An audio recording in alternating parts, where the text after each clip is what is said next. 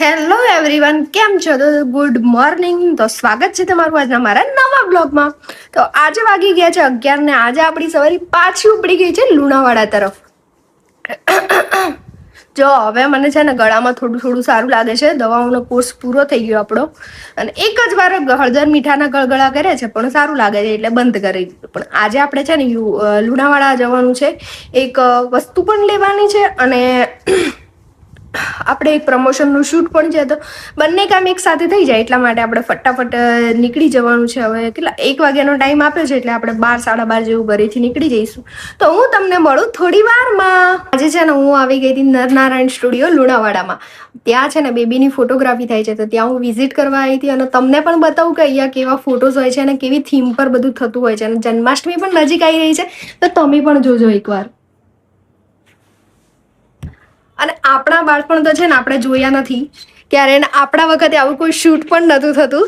તો આપણે તો આવું બધું ક્યારેય ફીલ જ નથી કર્યું, કે જોયું પણ નથી કે મતલબ કેવી રીતે થાય છે. પણ જો તમારા બાળકો હોય તો તમે એકવાર આ જગ્યા પર આવવાનું વિઝિટ કરવાનું ખાસ નહીં ભૂલતા. તો જુઓ આ ટાઈપની થીમ છે બધી. હાલ જન્માષ્ટમી સ્પેશિયલ તો ચાલે જ છે પણ છે ને અહીંયા બીજા પ્રોપ બી છે જે આગળ તમે આવી અને તમારા બાળકોના બાળપણને મતલબ આમ કંઈક સ્પેશિયલ બનાવી શકો છો. કારણ કે તમને ફીલ થતું હશે કે હાલ આપણે આપણા ફોટોઝ જોઈએ ને તો આપણને કેવું લાગે ખબર, જાણે કે મતલબ આપણા તો કઈ ફોટોઝ જ નથી, એકદમ બ્લેક એન્ડ વ્હાઈટ. અને હાલ એવી મતલબ ટેકનોલોજીને જમાનો આગળ વધી ગયા છે તો આપણને ચાન્સ મળે છે કે આપણે આપણા બાળકના જે બાળપણ છે એટલું બ્યુટીફુલ બનાવી શકીએ છીએ ને. તો તમે જરૂરથી વિઝિટ કરજો.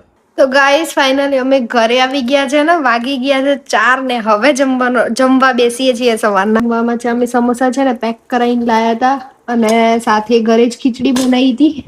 તો હવે શાંતિથી જમી લઈએ કારણ કે બહુ જ ભૂખ લાગી છે. આજે લુણાવાડામાં અમારે નહીં તો 3 થી 4 કલાક થયા. 3 થી 4 કલાક થઈ ગયા.